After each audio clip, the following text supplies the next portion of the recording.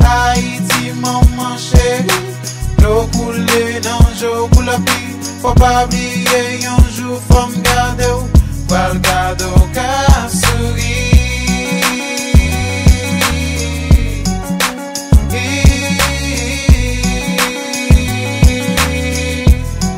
Oh oh oh.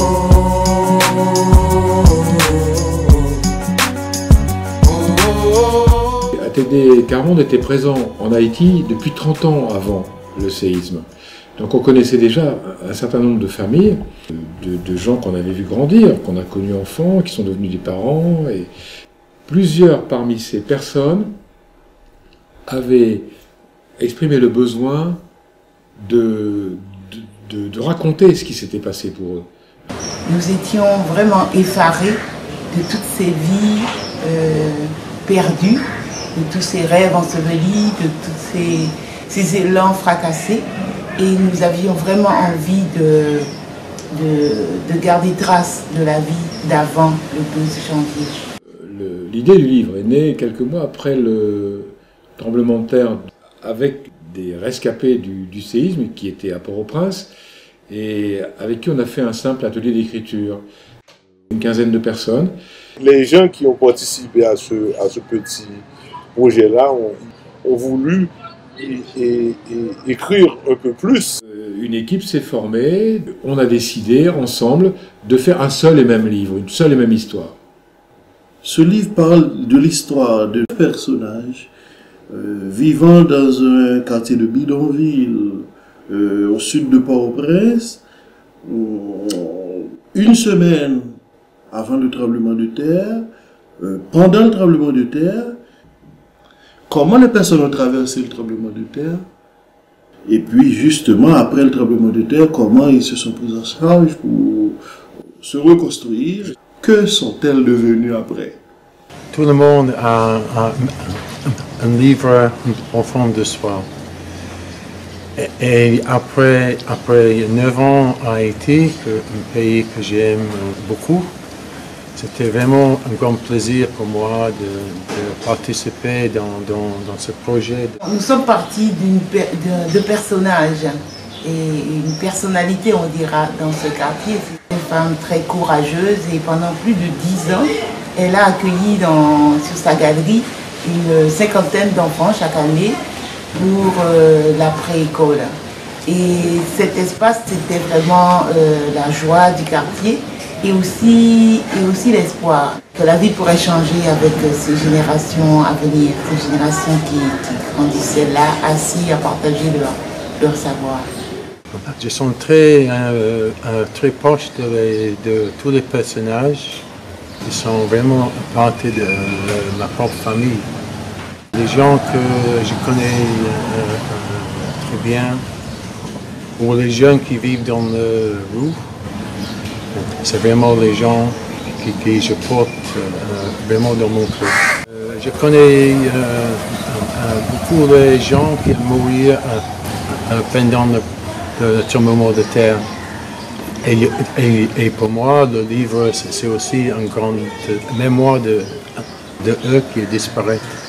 Ce livre, c'est vraiment une goutte de la vie d'Haïti. Et les personnages qu'on retrouve dans le livre, ils reflètent assez bien cette diversité qu'on retrouve dans la société haïtienne avec tous les problèmes qu'on connaît. On a compris qu'on était 7 à réaliser une aventure et les personnages devaient entrer en interaction. Chacun dit qu'est-ce qu'on rêvait d'écrire. Tous à égalité, hein, chacun son tour. Avec ses rêves, ses cauchemars, avec sa vraie histoire, quelquefois avec son enfance, pas seulement la catastrophe qu'il venait de traverser, mais plein de choses comme ça. Nous ne sommes pas vraiment des professionnels de l'écriture, mais ce que nous avons apporté, c'est notre vécu, c'est notre histoire, c'est notre vie. Et après, le défi a été de tisser ces logiques pour faire une seule et même histoire. On a décidé de ne pas faire quelque chose qui soit un peu documentaire, mais au contraire de faire réellement une fiction complètement nourrie de choses vraies. La ravine, c'est le lit d'un torrent, souvent à sec, donc deux pentes très escarpées. En bas, le fond du lit du torrent est souvent un chemin, parce que le torrent est à sec, sauf quand il y a des cyclones et tout ça. Et l'espérance, parce que on a dit que c'était le lieu-dit, mais en vérité, c'est le leitmotiv des familles qui habitent là. Et non pas d'une façon niaise, etc. C'est pas du tout ça. C'est une manière de résister. C'est le moteur de la résistance. Et les gens, jamais, jamais, jamais ne baissent les bras.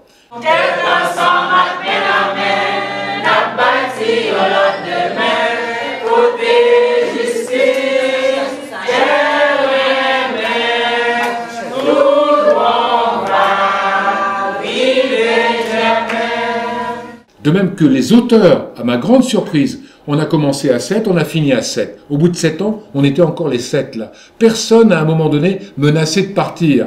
Ce livre, il veut transmettre non seulement la vie des gens dans des situations très difficiles, mais aussi les gens qui font tous les jours des efforts.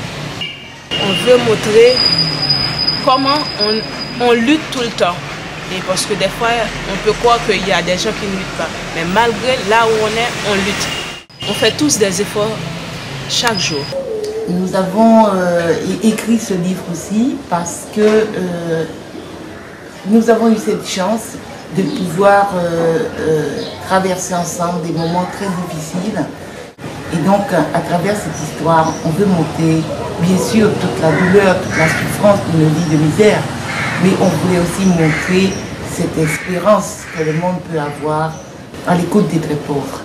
Et où chacun peut apporter quelque chose, où chacun peut contribuer. On le dit souvent, nous sommes un peuple debout, malgré la misère qui nous accable. Haïti, maman chérie, l'eau coulée dans l'eau pour la pluie, faut pas oublier un jour, faut me garder,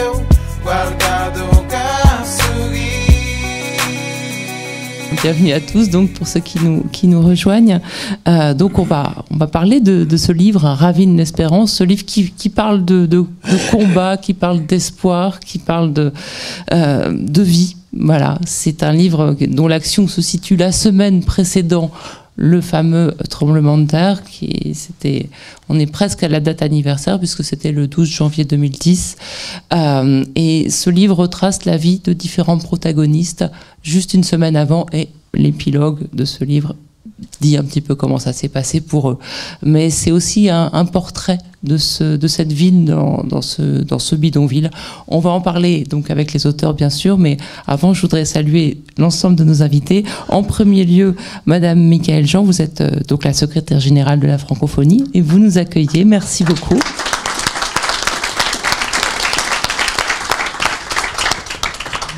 À côté de vous, Monsieur Gérald Bloncourt, haïtien s'il en est. Vous aussi, vous êtes né en Haïti, d'ailleurs, Madame Jean. Oui, vous êtes donc photographe, artiste, poète, sage, et vous avez aussi lu ce livre. Vous nous donnerez votre sentiment dessus tout à l'heure. À côté de moi, les deux des co-auteurs.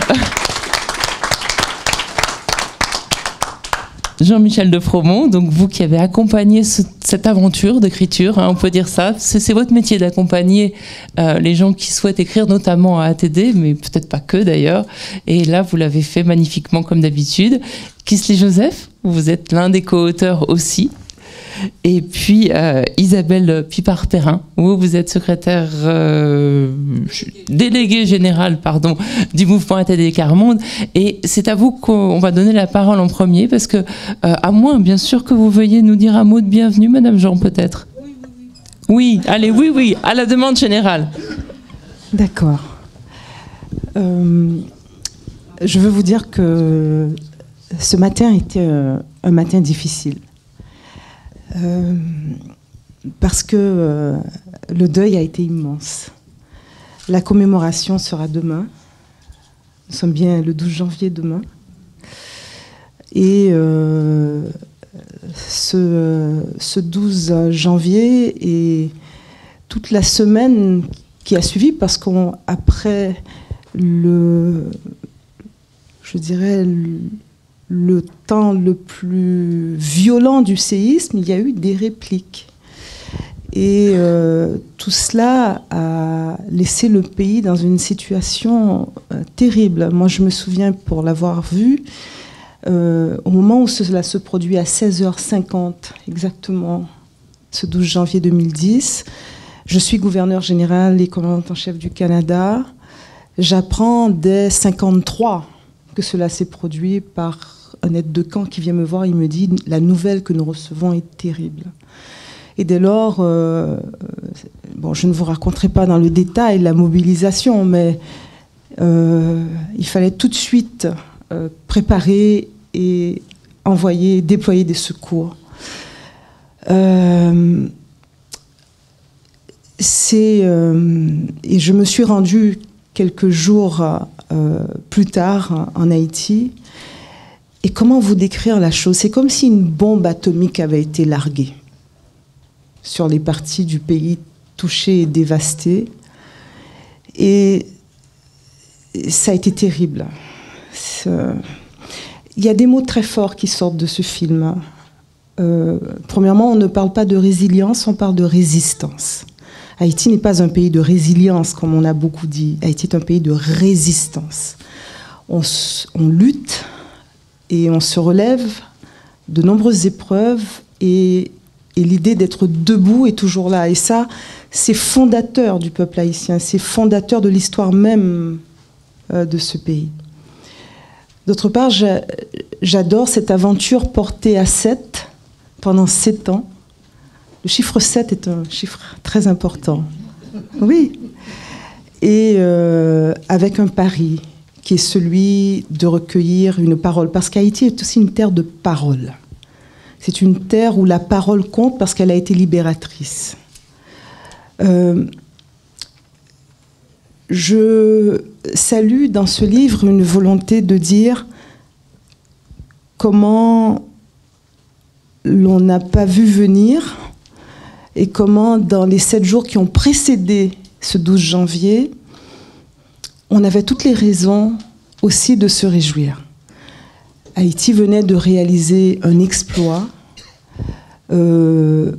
C'était, je suis désolée d'amener de ces chiffres, mais c'était un taux de croissance le plus important pour la région. Sur le plan économique, on n'avait jamais vécu ça. C'était 6% de croissance. C'était la meilleure performance dans la région. Et quelque part, on avait envie, le 1er janvier, de célébrer cela. Et 12 jours plus tard, tous les efforts étaient dévastés. Et dans le film, vous le dites aussi, des efforts ont été emportés. L'espérance. L'espérance est une raison d'être en Haïti. Ce qui nous permet de toujours résister, c'est que nous savons qu'il est toujours possible de faire reculer aussi l'impossible. On s'y emploie tous les jours en Haïti.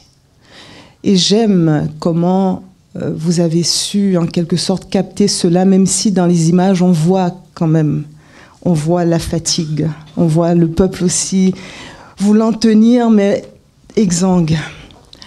Nous avons perdu tellement des nôtres, c'est inouï. Mais j'aime que dans le livre vous mettiez, vous aidiez dans ce récit à transcender le deuil.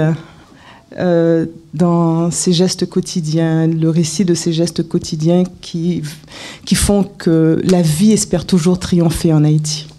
Un mot pour ATD Carmonde. 30 ans de fréquentation en Haïti, c'est devenir de toute façon haïtien. On devient très vite haïtien quand on est en Haïti. Je le dis devant l'administrateur de l'OIF qui a travaillé en Haïti, qui est malien et qui a dirigé le bureau de l'UNESCO en Haïti. À l'époque, je contribuais aussi comme envoyé spécial de l'UNESCO pour Haïti.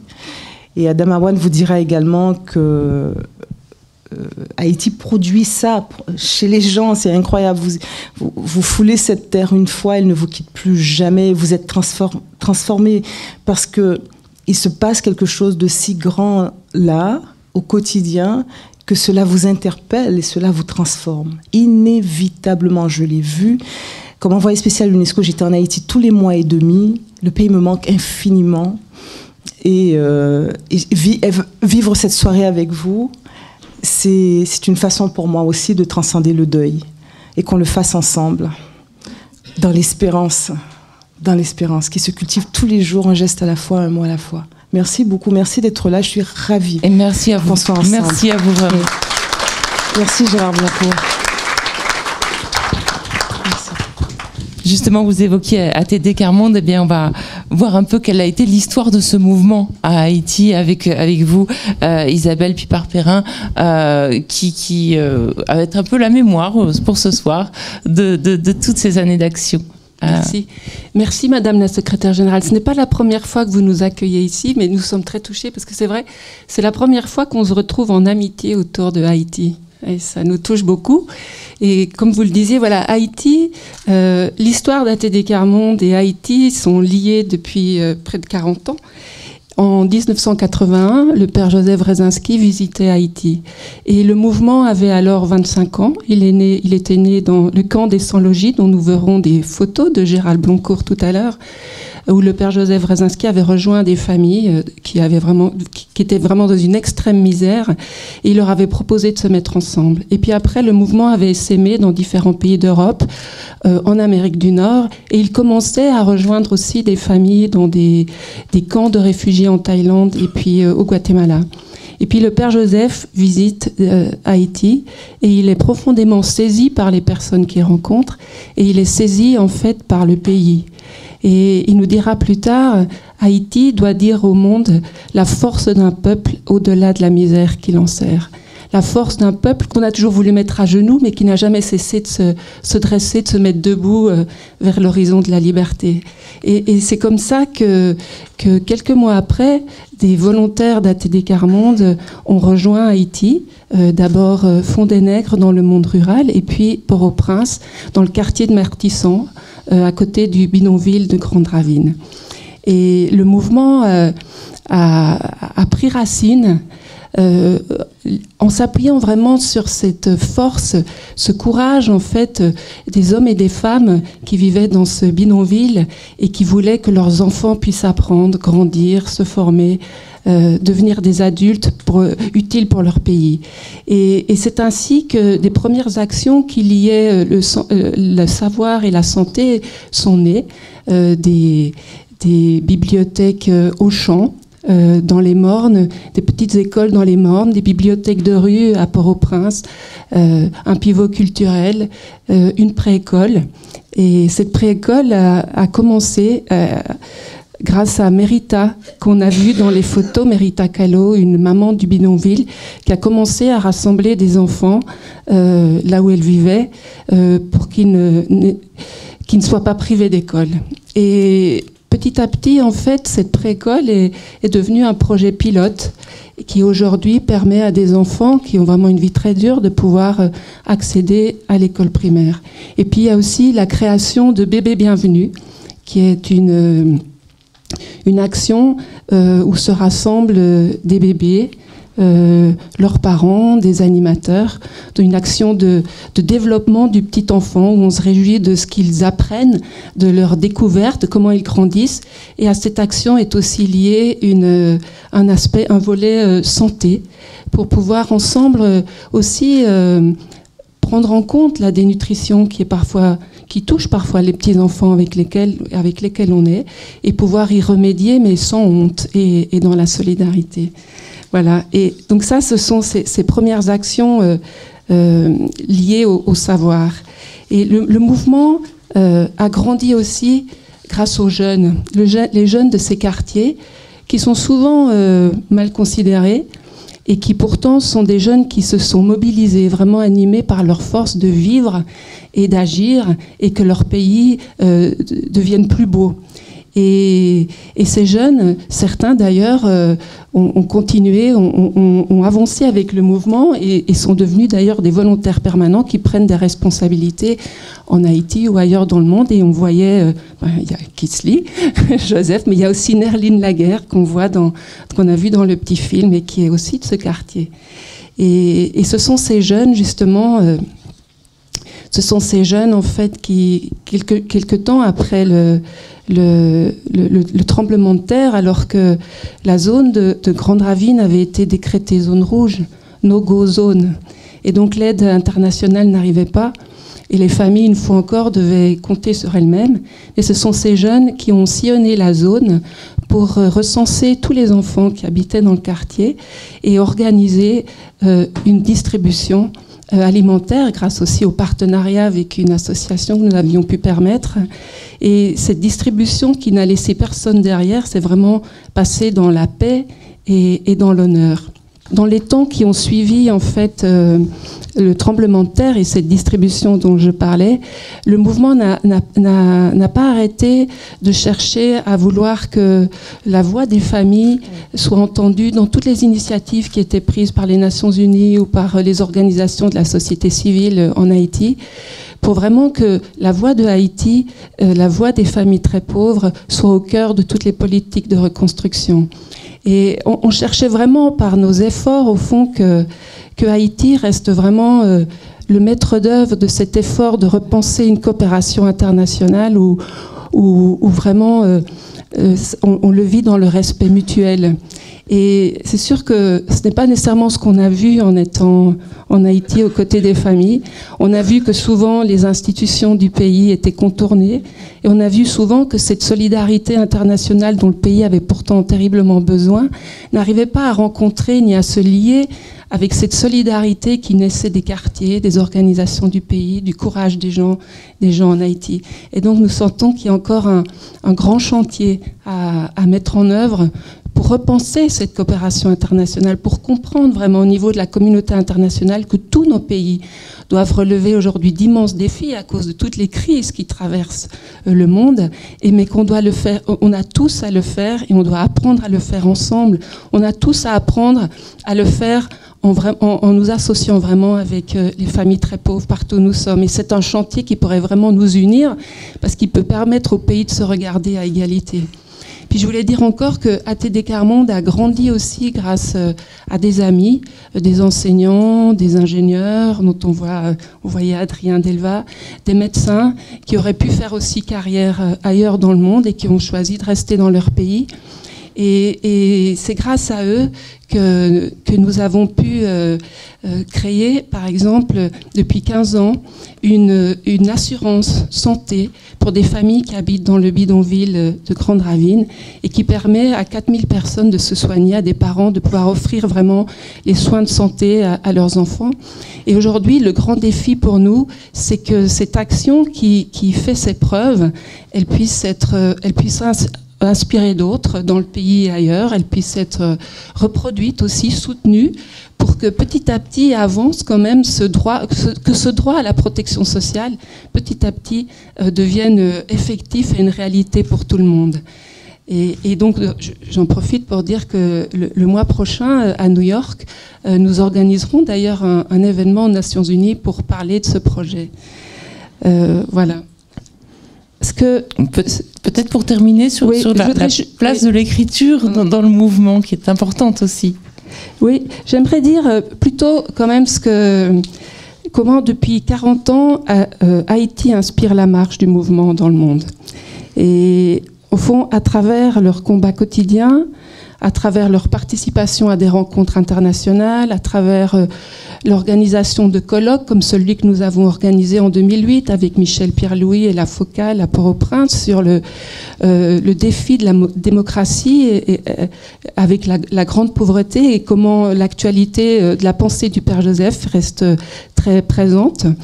Et à travers tout ça, au fond, les membres du mouvement en Haïti ont contribué aussi à nous faire comprendre combien la misère est violence et combien ceux qui lui résistent chaque jour en créant là où ils sont les conditions pour pouvoir continuer à vivre ensemble sont des acteurs de paix. Et je pense à Ivanite Sinclair, une maman du bidonville, dont la fille a été tuée par une balle perdue tout près de chez elle, qui disait « La paix, c'est une fierté. S'il faut parler de la violence, c'est pour comprendre et rester fier de comment on crée la paix. » Et nous osons demander à temps et à contre-temps, mais à quand le prix Nobel de la paix pour ces familles de grandes ravines et pour toutes celles qui leur ressemblent à travers le monde.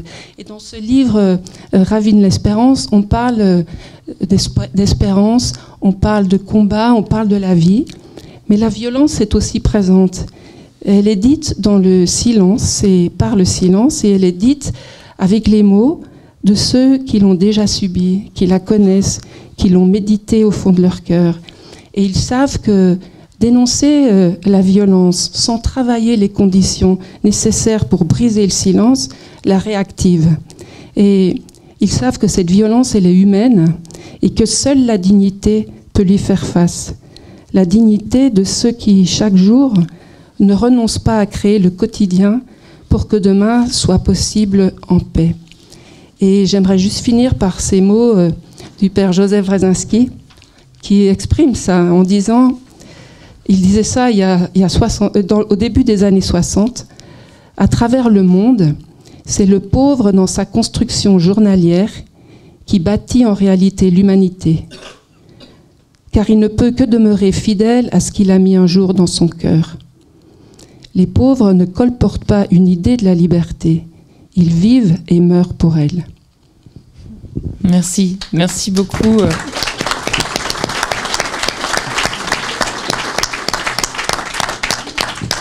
Merci Isabelle, c'était vraiment un discours très passionné et on sent votre engagement et je précise que vous avez été vous-même volontaire à Haïti et que vous connaissez le terrain dont vous parlez et les gens dont vous parlez. Et il est maintenant temps de laisser la parole aux auteurs, aux deux auteurs. Donc vous avez un micro pour deux, voilà, c'est comme ça. Tout est collectif. Donc Jean-Michel de Fromont, tout d'abord, peut-être nous raconter un petit peu, on l'a vu dans le film, mais cette aventure, c'est un peu, ça vous est tombé dessus. D'habitude, vous accompagnez une personne pour écrire son histoire. Mais là, vous avez dû inventer une histoire avec 7 personnes. Comment ça s'est passé, cette histoire folle? 7 personnes ont dû inventer une histoire. Ce n'est pas moi qui ai inventé une histoire. 7 personnes ont inventé une histoire. La folie, elle est là. Le côté unique de ce livre est là. C'est que nous n'avons pas fabriqué une espèce de scénario comme ça en coulisses en lui disant ça y est, on va faire ça maintenant. Non, non. On a inventé petit à petit, sans savoir où on allait, à tâtons dans le noir. On a inventé cette affaire ensemble. Et chacun de nous n'aurait jamais fait ce livre comme il est. Chacun de nous ne s'attendait pas à ça. Et chacun de nous a accepté d'être dérouté par les autres, par l'apport des autres. Donc quelquefois, on était bien embarrassé par le personnage qui émergeait, apporté par l'un ou par l'autre. Que ce soit une petite fille qui... on se dit une enfant, on va démarrer avec une enfant, on pensait faire ça. Et puis cet enfant, finalement, on a enregistré plusieurs enfants pour faire ce texte-là. Et le texte de l'enfant demandait une note toutes les 3 lignes, une note de bas de page, vous voyez. Donc c'était impossible de mettre ça au début, parce que on ne peut pas mettre une note de bas de page comme ça en première page. Voilà tout. Il y avait des choses comme ça, totalement inattendues, si bien qu'on a sans arrêt dû tout rebâtir. Et par exemple, les 3 dernières semaines du travail, on a refait entièrement les 150 premières pages. Après 7 ans de travail. Vous voyez ? Évidemment, elles étaient écrites. On a écrit il y avait 2800 fichiers à la fin. 2800 fichiers. Pas des pages, des fichiers. Et bon, donc il fallait gérer. Mais ça pour dire que ce livre, c'est l'histoire de l'acceptation d'une déroute pour chacun, pour faire un projet commun qui nous mène quelque part. Et alors ce livre, c'est aussi, on le disait tout à l'heure, un livre choral, mais gardez un petit peu le micro, Jean-Michel. Oui. Avec plein de personnages différents et qui ont chacun leur langue. C'est-à-dire que vous avez dû aussi adapter l'écriture à la manière dont parlent ces gens. Le professeur ne parle pas pareil que l'enfant de la rue, que l'expatrié. Voilà, c'était aussi tout un travail sur la langue qui se faisait. Oui. Oui, c'est pour ça qu'on est très fiers d'être ici accueillis par vous, madame, et par cette institution, parce que il me semble qu'on a là les palettes de toute la langue française. Et c'est-à-dire qu'effectivement, on a respecté le plus possible le niveau et la couleur de la langue de chacun, en même temps avec le défi de la rendre abordable, sans académisme, sans notes partout, pour des linguistes ou je ne sais quoi, pas pour un Français ordinaire, disons, un Français ordinaire, et permettez-moi de dire un Français populaire, que le lecteur puisse être quelqu'un de tout simple. Comme d'ailleurs sont beaucoup des personnages.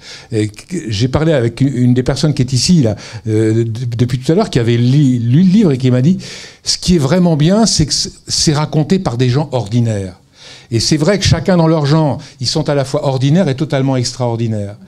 Et parce que, par exemple, l'ingénieur, c'est un ingénieur assez classique, mais dans son genre, il est aussi extraordinaire, parce que il veut, par exemple, ce qui ne se fait pas, il doit gérer les fonds, vous savez ce que c'est. Les gens qui font des grands projets en Haïti, ils doivent gérer des fonds de grosses institutions financières, la Banque mondiale, l'Union européenne, etc., et qui leur demandent des comptes qui sont mesurables immédiatement, et qui leur demandent en aucun cas d'aller discuter avec les gens du terrain qui sont là, qui sont illettrés pour la plupart, et on leur dit, les financeurs leur disent, mais enfin, qu'est-ce que tu vas faire là ? Tu vas perdre 2 ans. Et tu vois bien, ils nous ont dit, le projet c'est pour 2 ans, et de toute façon il est bouclé. Si tu prends 2 ans de plus, tu n'auras pas un radis de plus. Enfin, ils disent pas, tu n'auras pas un radis de plus. Pardonnez-moi le dérapage. Comme quoi, il y a tous les niveaux de langue dans cette histoire. Voilà. Mais il y a beaucoup d'hommes intègres aussi dans ce livre, surtout. Pardon ? Il y a beaucoup d'hommes et de femmes intègres dans ce livre. C'est ça. Mais ça, on n'a pas dû beaucoup lutter pour le faire. C'est les gens qui étaient là. On a travaillé qu'avec les gens qu'on connaissait. Et chacun des auteurs, par contre, et là, Kisly va me compléter, a été habité par des personnages qui, quelquefois, étaient tellement proches d'eux que c'était carrément leur alter ego, ou quelqu'un vraiment de l'extrême proximité, quoi. Donc tout le monde savait exactement de quoi il parlait, sauf moi. Eh bien, écoutez, moi je vais vous faire un commentaire de lectrice. Voilà, j'ai lu ce livre, je ne suis jamais allée en Haïti. Je me suis vraiment, prenez le micro, je me suis vraiment laissée porter, parce que c'est vrai que c'est un page turner, comme on dit en bon français. Pardon madame. C'est-à-dire que ça donne vraiment envie de continuer. C'est des chapitres très courts, totalement bien tissé comme une tapisserie colorée, qui donne finalement un tableau du pays et de ses gens, surtout un tableau humain du pays, et c'est vraiment formidable. On a l'impression d'avoir voyagé quand on le referme, d'avoir fait le voyage avec eux et de les connaître, de connaître un Haïti hors des clichés. En plus, on connaît des singularités, on connaît les plus vrais de ces gens, ceux qui vivent au plus près de la terre, de la misère, donc de la réalité quotidienne et difficile. Donc voilà, ce livre est formidable. Je vous invite il est en vente, hein. Je vous invite à le lire et à l'acheter. Mais la question que je me pose, parce que quand j'ai découvert les auteurs, je me suis dit, mais ils sont pas comme dans le livre, c'est pas eux alors.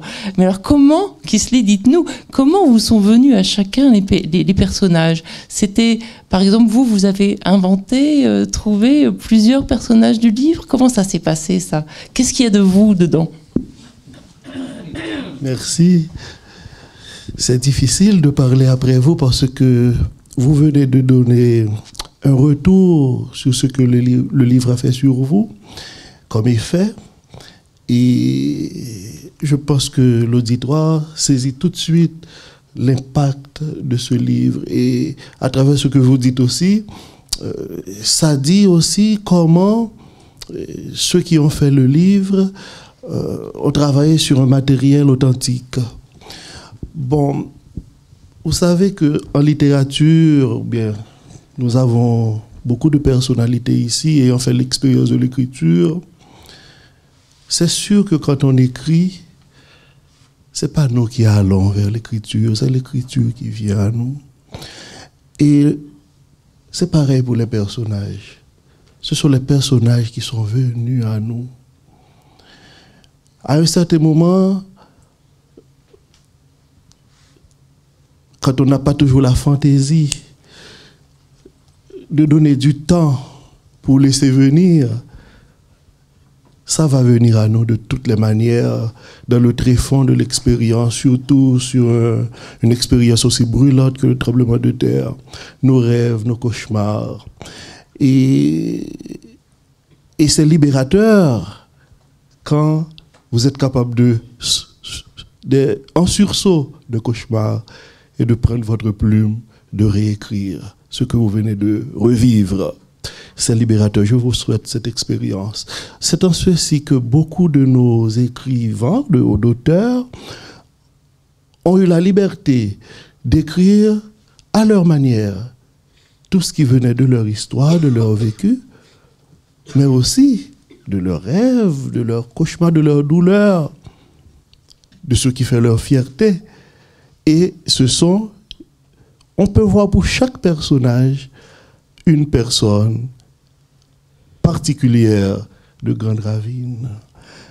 Vinila, elle existe, elle est morte, et son expérience de passage de la vie à la mort, de la vie au trépas, en voulant construire la paix, et tout ce qu'elle a enduré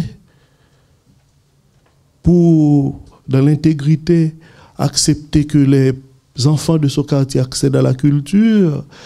Et tout à l'heure, vous avez employé un mot intéressant pour répondre à Jean-Michel, mais écoutez, vous avez eu vraiment aussi toutes des personnes intègres. Haïti, c'est un pays où l'ombre et la lumière se côtoient. La vie et la mort aussi, vous devez le sentir dans le livre. Et c'est pas un roman noir, mais comme disait Madame la secrétaire générale, en le lisant, ça vous prend aux tripes. Vous ne pouvez pas ne pas vibrer à cette expérience humaine, qui que vous soyez. Donc ce livre ne parle pas d'Haïti, les personnages ne parlent pas d'Haïti seulement, parce que je reprends la parole d'une de nos co-auteurs, Nerline Laguerre, qui disait tout à l'heure, on pense que nous ne luttons pas. Nous, les personnes vivant en grande situation, l'épreuve de la misère et de la pauvreté, c'est chaque jour que nous luttons. Ce message n'est pas un message pour Haïti seulement. Tous les gouvernants du monde, nos responsables européens, ont à apprendre de cette parole de sagesse. Donc, ce sont des personnages qui viennent de nos expériences de chaque jour, de ce qui fait l'honneur des personnes, leur fierté, leur joie, leur courage. C'est comme ça que... Donc on avait la liberté d'écrire, mais comme disait Jean-Michel, une fois qu'on arrive avec un récit, le récit ne nous appartenait plus. Le récit appartenait aux 7 écrivains, qui étaient chargés en toute tendresse de nous aider à reconstruire, quel que soit le niveau de langage. Il y a un des écrivains, des auteurs, qui est anglophone. Et il a dû écrire en anglais parce qu'il fallait que ça soit spontané. Et puis on était chargé après que ça soit accessible aux lecteurs francophones. Mais il fallait qu'il le fasse dans sa langue. Voilà. Donc c'est ma façon de répondre à votre question, Eugénie. Est-ce que vous avez déjà eu des retours sur le livre? Est-ce que vous avez déjà eu des retours de gens qui l'ont lu à Haïti, de gens qui ont vécu, qui connaissent bien ce pays? Bien sûr. Des retours contrastés aussi. Et ça nous fait du bien de savoir que c'est un livre qui va interroger nos façons, nos comportements. C'est un livre de mémoire. Et comment les personnes ont vécu une semaine avant le tremblement de terre? Comment ces mêmes personnes ont vécu l'expérience, ce drame, de relater avec des mots forts, Madame la secrétaire générale, comment ils ont vécu les secousses, tout ça, et après. Aujourd'hui, nous sommes à faire mémoire, à commémorer. Nous n'aurons pas peur de célébrer. C'est rendre célèbre, célébrer. Demain, ça ne va pas être pour nous un jour de tristesse, parce que tout Haïtien dit, il y a un avant Goudou-Goudou, il y a un après Goudou-Goudou. Goudou-Goudou, c'est le mot créole, le nomatopée. Quand les gens ont vécu cette expérience, le bruit eh bien, on l'a nommé Goudou Goudou. Donc, ce tremblement de terre, il y a un avant, il y a un après. On ne peut plus être pareil.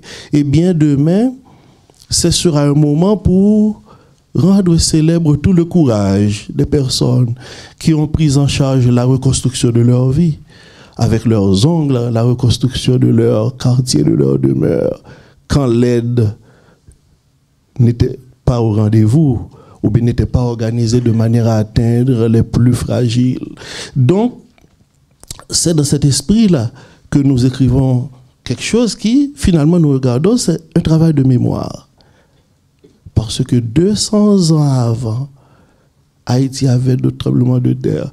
Mais moi, comme éducateur, d'abord comme enfant haïtien, allant à l'école, devenu éducateur, on n'a pas été formé à être préparé pour cet événement. Maintenant, nous le savons que nous sommes un pays à risque, mais il faut que désormais, même dans la reconstruction des personnes et la reconstruction matérielle, que tout Haïtien change de comportement. Les techniciens aussi changent de manière de construire, etc. Donc, il faut que ça fasse effet. Vous comprenez? Donc, c'est un livre qui a toute cette vocation-là, mais on n'avait pas dit qu'on allait le faire pour que ça ait cet impact-là. Non. Vous comprenez? Donc, c'est contrasté, les gens reçoivent chaque personne reçoit cette lecture d'elle-même. Vous pouvez dire que ce livre a donc dépassé vos espérances. Voilà. Vous avez Merci bien beaucoup. dit. Merci. On va passer maintenant la parole à Gérald Bloncourt. Prenez un micro. Alors vous êtes né à Haïti, vous y avez vécu et vous y avez même vécu, vous me racontiez tout à l'heure en préparant cette émission, vous aussi une catastrophe très très jeune. Alors c'était pas un goudou-goudou, c'était pas un tremblement de terre, mais c'était pour le coup un raz-de-marée, c'est ça? C'était une révolution, un mouvement révolutionnaire. Aussi. Je suis natif natal, comme on dit, de Bénin. Et c'est là que j'ai ouvert les yeux sur le monde. Mais à 1 an, il y a eu un cyclone. Et mes parents ont dû partir parce qu'on était emportés, on était sauvés par les voisins. On était habité à Jacmel. Et mes 10 premières années étaient jacméliennes, avec plein de souvenirs que j'ai tenté d'écrire dans quelques livres ici ou là. Et à 10 ans, il y a eu un cyclone, tremblement de terre et raz-de-marée. Et j'ai vu ce raz-de-marée du balcon de la maison, parce qu'on était sur la colline, et j'ai vu cette barre se lever et emporter tous les entrepôts, les bateaux, on faisait un truc absolument inimaginable. C'est là aussi où j'ai pris conscience, dès mon plus jeune âge, j'avais 7 ans, de ces problèmes de classe sociale, d'exploitation, de mépris et de violence. Et j'avais 7 ans, si vous voulez, je vous raconte cette petite anecdote. Et tous les matins, tous les après-midi, il y avait un vieux conteur. Chez nous, c'est un pays de contes, tout le monde raconte, tout le monde écrit, tout le monde est poète. Il était en haillon. Aujourd'hui, existent les pépés, donc les gens ne sont plus en haillon, mais il était en haillon, sa chemise, c'était une vraie dentelle. Il s'arrêtait tous les après-midi devant la barrière en fer forgé, une très grande barrière, où ma mère avait une école. Et il posait sa macoute, son couteau d'igo, et il continuait, il racontait une histoire, un peu comme les contes des 1001 nuits. Et il y avait Laetitia, et cette héroïne très belle, etc. Bon, il nous charmait tous les jours, il racontait quelque chose de nouveau autour de cette histoire. Et moi, il y avait Maman Dédé qui était ma nourrice haïtienne, je pouvais aller l'écouter s'il avait bu mon lait, parce que moi j'avais le droit à un verre de lait, mon goûter, assez copieux d'ailleurs à l'époque. Et j'avais le droit d'aller, mais en restant derrière la barrière, pour ne pas aller avec ces petits vagabonds des bidonvilles qui étaient là autour et qui étaient finalement mes copains. Alors Diogène racontait son histoire, et voilà qu'un camion de la garde d'Haïti est arrivé. Ils ont sauté du camion, ils ont attrapé Diogène et ont commencé à le matraquer. J'entends encore les coups de coco macaque sur son crâne, comme sur une calebasse. Ils l'ont entraîné, il m'a regardé, moi je le voyais, il y avait un grand crochet de fer pour ouvrir la barrière qui faisait 3 mètres. J'ai essayé de l'ouvrir pour qu'il se réfugie chez moi, mais je ne suis pas revenu, j'avais 7 ans. Et ils l'ont emmené. Et la colère m'a envahi, je me suis dit, mais pourquoi? C'est pas juste. Et tous les petits camarades se sont sauvés, ils ont rejoint leur bidonville. Et maman Dédé, entendant du bruit, est venue me voir. Et j'ai dit, mais pourquoi ils ont fait ça? Pourquoi? Alors elle me dit, tu sais chérie, c'est comme ça, oui, en Haïti. C'est parce que demain, il y a le bateau de touristes Yankee qui arrive. Alors il faut nettoyer la ville, il faut que la ville soit propre, il faut pas qu'il y ait de pied à terre. Mais Diogène n'est jamais plus revenu. Et ça m'a marqué. Je pense que c'est à cet instant précis, à 7 ans, que j'emploie ce grand mot. Je suis devenu révolutionnaire. Je me suis dit, il faut changer le monde. Et ça, c'est une date qui ne m'a jamais quitté. Merci pour cette belle histoire. Et on voyait, pendant que vous parliez, on voyait des photos de vous et des photos de bidonville, mais en France. Parce que vous avez été l'un des premiers à photographier le bidonville où s'est installé après ATD Caramonde. Et donc vous avez rencontré les gens de ce bidonville avant, dès 1954, je crois.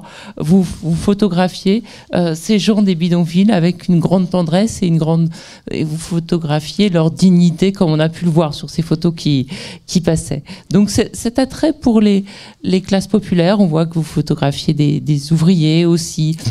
Pour ceux qui sont un peu au banc de la société parfois, il vous vient de cette révélation à 7 ans? Je pense, oui. Et je lisais beaucoup quand j'étais jeune, je lisais énormément. Et j'avais découvert dans la bibliothèque de ma mère un livre sur les grands découvreurs, Portugal. Vasco de Gama, Magellan, Henri le Navigateur. Et j'étais passionné, j'ai trouvé une carte, j'ai vu Lisbonne, Porto, j'ai dit il faut que j'aille voir ce pays. Mais je ne savais pas dans quelles conditions j'allais le découvrir un jour. Donc j'arrive en France, après avoir débarqué les Cajots Halles, travaillé pour une petite galerie rue de Seine. J'avais trouvé un job dans une boîte de photographie qui faisait des groupes scolaires. Et voilà que je continuais comme ça ma vie. Et, attendez, j'ai perdu le fil. Vous allez me raconter comment vous avez rencontré les Portugais. Voilà. Alors je suis devenu photographe. Et comme j'étais communiste à l'époque, l'humanité m'a appelé. Mais j'ai dit, je ne suis pas... Il y a la photographie, s'écrit pas avec un grand P, il y a toutes les photographies possibles et imaginables. Et le photojournaliste, c'est différent de ce que je fais. La grosse chambre 18-24 et les groupes scolaires, on ne t'en fait pas. Donc je suis rentré à l'humanité. Et à cette époque, j'ai découvert la photographie. Je voulais être le gros maire de la classe ouvrière. Et je me suis dit, il y a toutes ces gueules, ces cicatrices, ces colères, ces meetings, ces occupations d'usine. Et j'étais en plein dans mon affaire. Donc, et il est arrivé que... Je reprends. Sur le Portugal, sur les bidonvilles que vous avez rencontrés. Excusez-moi, je suis très fatigué aujourd'hui. Alors, le Portugal. Donc, je vais un jour, parce qu'avant, on photographiait les types devant l'usine en grève, souriaient, paf, c'était la une de l'UMA. Alors, j'ai dit non, on ne peut pas, il faut photographier les gestes, les cicatrices, etc. Et me voilà allant à la tour Montparnasse. Je l'ai suivi dans la construction étage par étage. Et un jour, je tombe sur l'étage où il y avait les Portugais. Les Portugais, les fils des grands découvreurs. C'est des gens calmes, ils travaillaient bien. Moi aussi, je travaille. Je suis manuel, maçon, plombier, électricien, etc., même menuisier. Et je les voyais, j'admirais leur façon de travailler. Ils étaient beaucoup moins exubérants que certaines autres ethnies qui travaillaient à d'autres étages. Et puis, ils rangeaient leurs outils, ils les nettoyaient. Donc on a pris contact. Et j'ai voulu savoir où ils vivaient. Ils vivaient dans les bidonvilles. Donc le premier bidonville où j'ai pris contact, c'était le bidonville de Champigny. Et puis après, on est tombés copains, on a discuté, j'avais donc des amis portugais, on buvait le Porto, j'allais comme je voulais dans ces bidonvilles-là, à Saint-Denis, partout. Et voilà qu'on me parle des fameux bidonvilles. Donc je me suis dit, je vais y aller. Donc j'ai été là-bas et j'ai fait quelques images, évidemment. Et il y en a une qui me reste dans la tête et que je n'arrive pas à effacer. C'est une dame qui porte un petit enfant dans les bras. Il y a des espèces de grands trucs, là, des abris. Et puis il y a une espèce de canaux d'eau là pour évacuer, parce que c'était des trucs. Cette image m'est restée, je ne sais pas pourquoi, parmi les centaines de milliers d'images que j'ai fait. J'en ai quelques-unes comme ça, mais celle-là est restée. Elle est restée gravée, je ne sais pas. Et c'était peut-être un petit Mozart, c'était peut-être un petit Einstein, c'était peut-être quoi? Alors on est bouleversé, on est toujours au bord des larmes. Alors on serre les dents, bien sûr, on boit le Porto, on crie « Vive la liberté !» Mais quand on est confronté à ces images dans la pénombre à l'époque de la Chambre noire, et qu'il faut les trier une à une, et savoir laquelle on donne, et pour laquelle il va falloir se battre pour qu'elle soit publiée, alors c'est ma vie, tout simplement. Ouais, c'est une belle vie.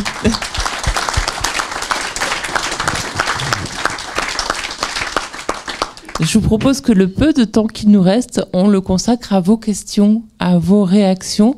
Je crois qu'on a un micro qui circule dans la salle. Oui, Hélène. Et non, le micro. Hélène va vous faire passer un micro si vous voulez.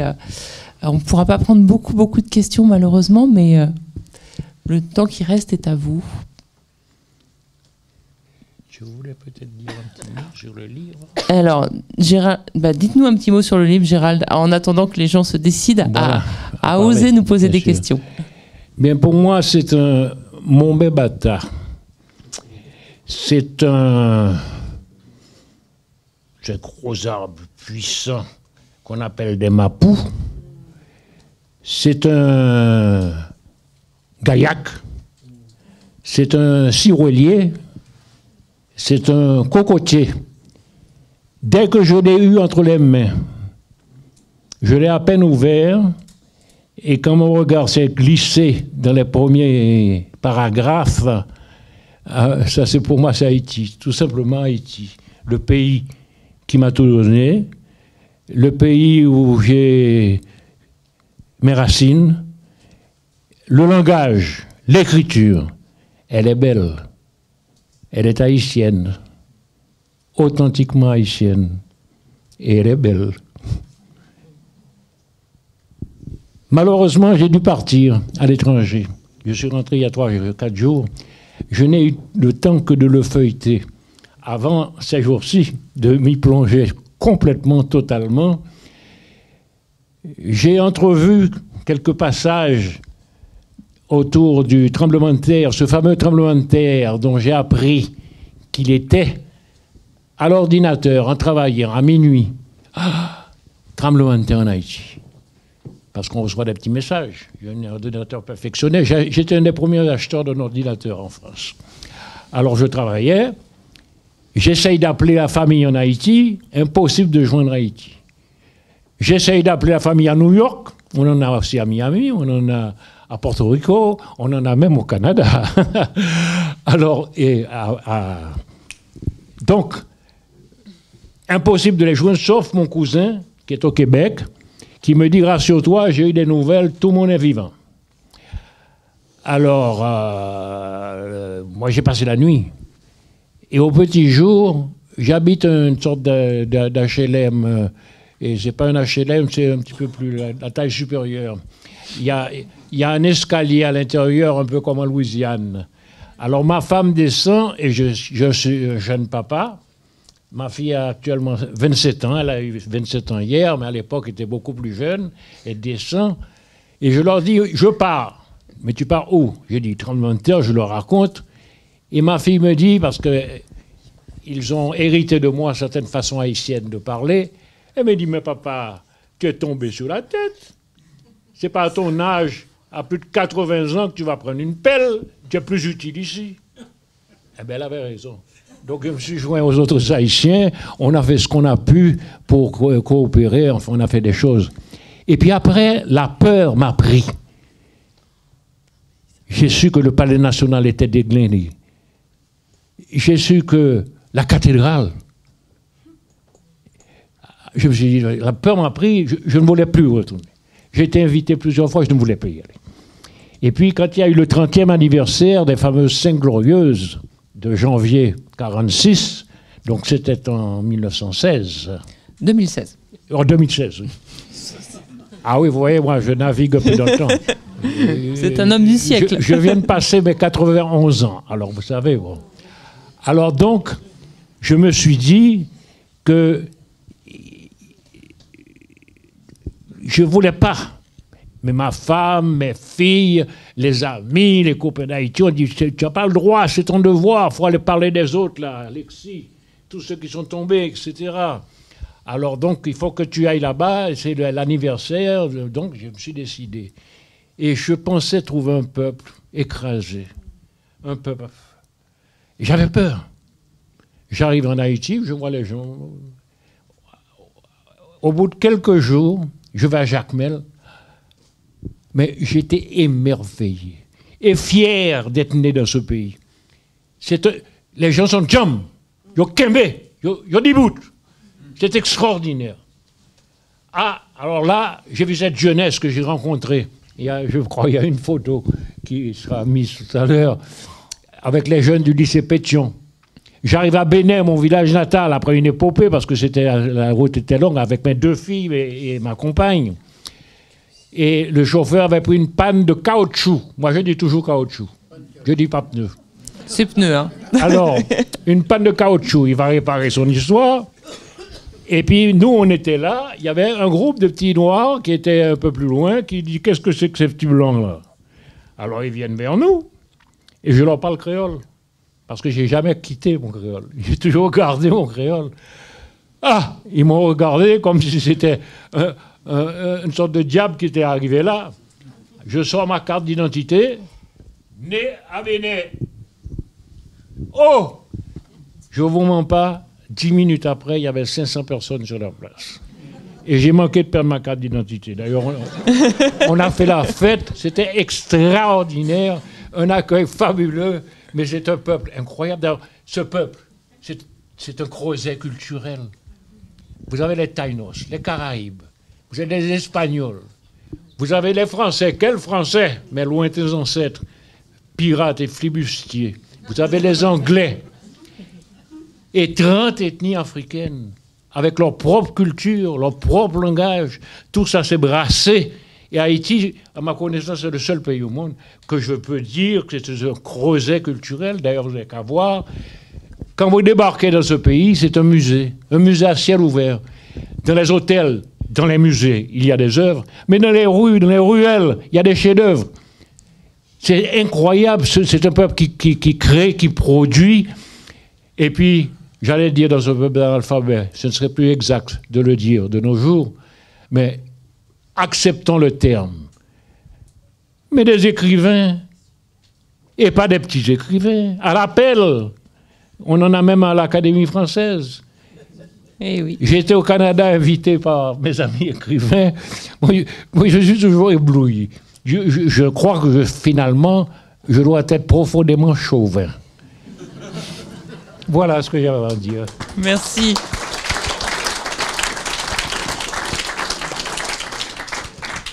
Alors du coup, il nous reste très très peu de temps. S'il y a juste une question, une réaction. Oui, madame. Oh, alors il y a un micro qui arrive vers vous, en courant. Merci. Je suis Josette Bruffard-Thomas, présidente de l'association Haïti Futur. Donc, c'est une histoire extraordinaire. C'est un livre que j'ai lu avec beaucoup de plaisir, pour plusieurs raisons, parce qu'il est bien écrit déjà.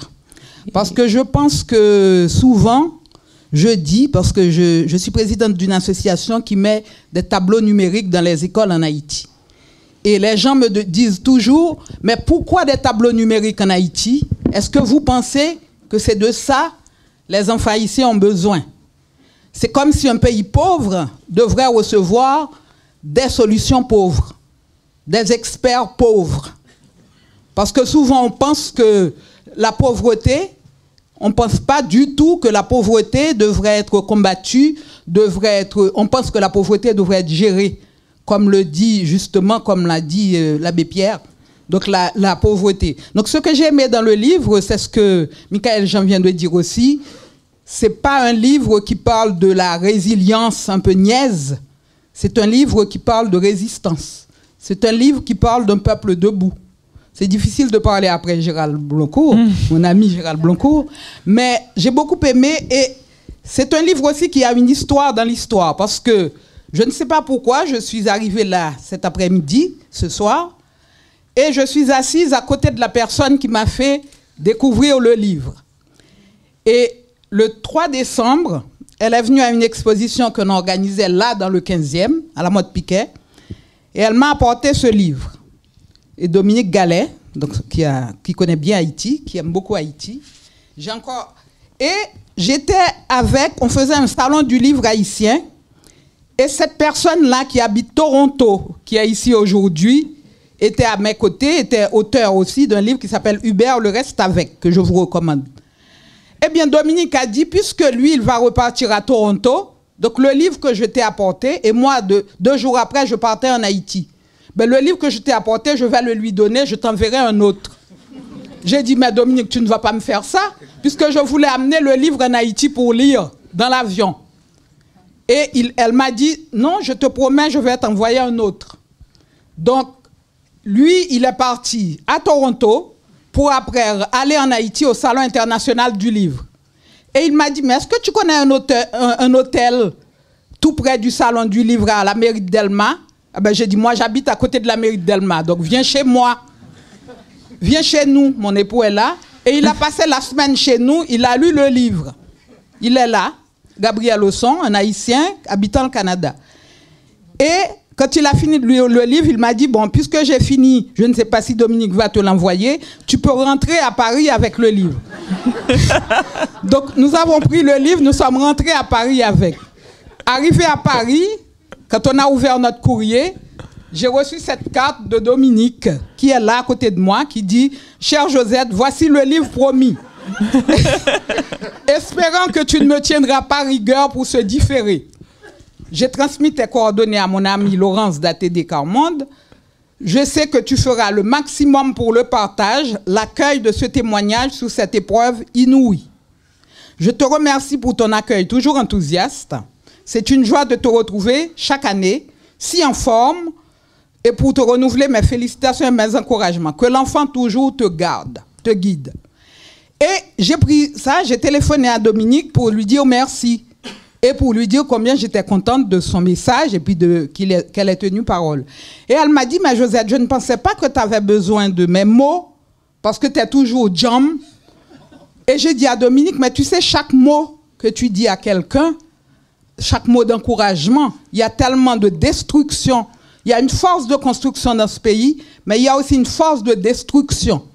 J'ai dit chaque mot. Eh bien, je vous remercie pour ce livre, parce que c'est vraiment ce que ça apporte. Mais j'ai une petite idée rapidement. Je parle beaucoup. J'ai une petite idée, c'est que des fois, quand j'ai eu fini de le lire, j'ai lu en parallèle un autre livre qui s'appelle « La foi qui reste » de Jean-Claude Guilbeault, et que ma belle-sœur m'a donné, un livre très fort. Les livres circulent chez vous, c'est bien. Et je me suis dit, mais pourquoi, puisqu'il y a tant de misère dans ces bidonvilles, pourquoi on doit gérer tous ces enfants qui naissent? Est-ce qu'on ne peut pas aussi faire l'effort de faire un travail pour faire que ces personnes, ces mamans, ces papas, bien, aient moins d'enfants, que ces mamans, ces papas sachent faire un enfant ou 2 quand ils peuvent s'en occuper? Est-ce que pour l'année 2018, c'est le message que je vous donne? Je sais que c'est un message qui est très difficile à porter, à passer parfois. Moi, c'est ce message que je porte en Haïti. Est-ce qu'on ne peut pas faire un travail de planning familial? On dépasse un peu le cadre du débat, mais merci beaucoup. Et merci beaucoup surtout pour cette histoire de partage de livres qui est formidable. Peut-être une dernière intervention, mais ultime intervention si quelqu'un veut, ou sinon on conclut et on... Voilà. Ah oui, tiens. Mais c'est une très bonne idée, Isabelle. Quelqu'un aurait un... Ah, il y a quelqu'un... Est-ce qu'on peut lire une page du livre, tiens? Qui se lit? Est-ce que vous nous feriez le plaisir de, pour terminer cette rencontre, lire une page du livre? Ah, il y a une question? Il y a une question, ouais. Bonjour. Bonjour, je vais être très très brève. D'abord, merci, formidable. Je ne vais pas faire le même voyage, mais le livre que gentiment Mélie m'a offert, Camille, il a déjà voyagé beaucoup auprès d'Haïtiens et de Français de souche qui ne connaissaient pas Haïti. Bravo, bravo. Vous avez parlé, madame, de l'indice économique avant le drame.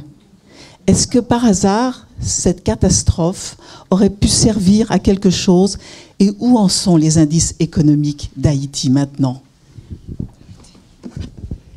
Alors, c'est une question importante parce que il faut aussi savoir faire d'une épreuve une occasion pour faire bouger les lignes aussi. Et après le tremblement de terre, et c'est quelque chose que j'ai suivi de très très près, la mobilisation devait donner cela. Le monde entier regardait Haïti. Les réponses face à cette crise ont été aussi, je dirais, très généreuses. Mais l'on est tombé dans ce que décrivait, Isabelle, excusez-moi. Ce que décrivait Isabelle, c'est-à-dire une situation aberrante où vous aviez le front de l'aide débarquant sur Haïti et chacun étant là, chaque organisation étant là pour elle-même. Ce que je voulais dire tout à l'heure au moment où Isabelle cherchait ses feuilles, c'était rendre hommage à Tédé Carmonde dans son approche. On dit en Haïti, nous t'aimons analphabète, mais nous pas bête, non? Vous comprenez en créole? Analphabète peut-être, mais pas bête. Et Tédé Carmonde a cette approche. Tédé Carmonde sait que même en situation de grande pauvreté, de grandes difficultés dans l'épreuve, on n'en pense pas moins. Et on ne peut pas se relever de cela ou penser la relève ou la reconstruction sans inclure ceux et celles qui affrontent cette épreuve et la vivent vraiment dans des circonstances pratiquement indescriptibles, mais qui résistent. Or, si vous voulez, la machine de l'aide étant là souvent chaque organisation pour elle-même, n'inclut pas. Et ça, c'est un drame. C'est un drame, je l'ai vécu pendant 4 ans et demi en Haïti, où j'ai agi comme envoyé spécial, et c'était affolant. Ce qui décrivait tout à l'heure, c'est vous, je pense, qui vous disiez, bon voilà, on arrive avec une aide qui est formatée et avec des critères et des exigences, mais sans jamais penser à ceux et celles qui doivent s'y soumettre. Il n'y avait pas d'harmonisation des critères. Il n'y avait pas cela. Chaque organisation avait les siens, avait son mode de procédure. Dans un pays où 60% de la fonction publique avait été broyée par le tremblement de terre, avait disparu, on lui imposait cette espèce de chape de plomb de l'aide qui était impossible à porter. On dictait des règles et c'était abominable. Et je vous dirais que ce qui était proposé comme solution devenait finalement aussi problème. Et ce qu'Tédé Carmonde sait faire si bien, c'est de travailler avec les hommes, les femmes, les jeunes du lieu. C'est d'être là associé et partenaire des initiatives qui sont du pays même, et pas le contraire. C'est pas « we'll fix it ». C'est pas on s'organise et puis on vous dit quoi faire et on le fait à votre place et voilà. Et on donne en sous-traitance aussi pour que cela soit fait à votre place. C'est non, c'est avancer avec la population elle-même, avec les gens du lieu, avec le lieu, avec cette terre, avec son énergie et s'y associer. Et ne pas se dire que l'on sait tout. Il faut avoir l'humilité de se dire, mais non, on n'a pas réponse à tout. Et la réponse vient aussi de ceux et celles qui vivent cette violence qu'est la pauvreté et qu'est la misère. Et vous l'avez si bien décrit tout à l'heure, Isabelle. Et c'est ce qui fait qu'Tédé Carmonde sera toujours bienvenue dans cette maison, parce que Cette approche-là, elle est honorable parce qu'elle remet la dignité au cœur du projet. Elle remet l'humain au cœur du projet. Monsieur Delva, tout à l'heure, disait, ce petit projet, il n'y a pas de petit projet. Ce projet est grand. Il est fait de cette parole, de cette énergie, de ce regard. Et c'est ça, au fait. Et finalement, ce que vous dites très bien, c'est que voilà qu'il est accueilli parce qu'il s'est nommé aussi ce qui a été l'épreuve, c'est-à-dire aussi une irresponsabilité grave. Vous savez, ce qui a tué les gens, c'est pas le tremblement de terre. Ce qui a tué les gens, c'est l'irresponsabilité. Ce qui a tué les gens, c'est du ciment pourri. C'est une absence totale de normes de construction. Et ce qui est grave, et je réponds à votre question ainsi également, c'est que dans l'après, on n'a pas fait mieux. Dans l'après, on s'est mis à construire sur des infrastructures qui étaient fissurées de partout. Il n'y a pas eu de normes. C'est grave. C'est gravissime. Donc, demain, sur ces mêmes plaques tectoniques qui ont bougé, elles se remettent à bouger, on se retrouve encore dans le drame. Et en plus, pour ce qui est de cette dimension mondiale de l'aide, c'est que demain, on savait très bien que très vite, on oublierait Haïti. Une autre crise viendrait effacer celle-là, parce que c'est comme ça que ça se passe. Demain, le même drame se produit, vous aurez encore cette même machine qui roule, et qui est un fonds de commerce. C'est abominable. Les solutions haïtiennes aux problèmes haïtiens ont toujours été laissées de côté. C'est le pays le plus étudié au monde. Tout le monde pense sur Haïti et pour Haïti. Mais par contre, pas beaucoup d'écoute, d'accueil, d'investissement sur ce que les Haïtiens eux-mêmes portent, font, pensent de situations qu'ils vivent. Le drame, c'est ça. C'est vraiment ça. Donc, je suis désolée de répondre aussi longuement, mais ce qu'Haïti avait réussi en 2009 et qui méritait d'être célébré en janvier 2010 était tout à fait louable parce que, voilà, il y avait vraiment des efforts portés par l'État haïtien qui avaient donné des résultats et qui permettaient aussi d'espérer qu'on passerait à une autre étape. Maintenant, tout a été dévasté et dans la reconstruction, il fallait aussi accepter de faire autrement et de repenser les choses et de construire avec une réflexion très profonde, mais inclusive. Inclusive. Voilà. Merci beaucoup pour ce que vous avez dit. Et ce qu'on peut conseiller, c'est, pour revenir une dernière fois à ce livre, ce livre, c'est justement montrer la sensibilité, l'intelligence, la capacité d'analyse de tous ces gens qui vivent sous des toits de tôle et parfois même pas, mais qui ont une réflexion sur ce qu'ils vivent. Donc voilà, peut-être un livre à faire lire à tous les gens qui fournissent de l'aide, qui sont ingénieurs, qui sont... Voilà. Et il faut le faire parce qu'il y a là une leçon. Pour avoir passé beaucoup de temps, même dans les camps, il y avait une organisation. Même dans le pire, les gens s'organisent. Ah, c'est incroyable. Et trouvent des solutions ingénieuses. Il y a un vrai génie de la résistance. Et on le voit dans le livre après le tremblement de terre. Et c'est dans ça qu'il faut investir. C'est dans ce capital humain qu'il faut investir. Voilà. Malheureusement, il faut je crois qu'on n'a plus le temps. Alors, ce que je vous propose, c'est que vous allez acheter le livre et puis vous lisez une page à haute voix là entre vous. Si on veut avoir le temps de se rassembler un petit peu et de boire un verre tous ensemble, on n'a plus le temps. Je voudrais quand même vous remercier, madame, de nous avoir accueillis. Merci Jean-Michel, merci Kisly, merci Isabelle et merci Gérald. Et un grand merci aussi à monsieur Sissoko qui nous a permis de réaliser ce débat à la technique. Et vous dire aussi qu'il sera retransmis sur le site internet de l'Humanité dans quelques jours. On vous permettra de le revoir. Voilà, merci à tous et à très bientôt. Il y a des livres qui sont en vente et il y a apparemment un verre de l'amitié pour chacun.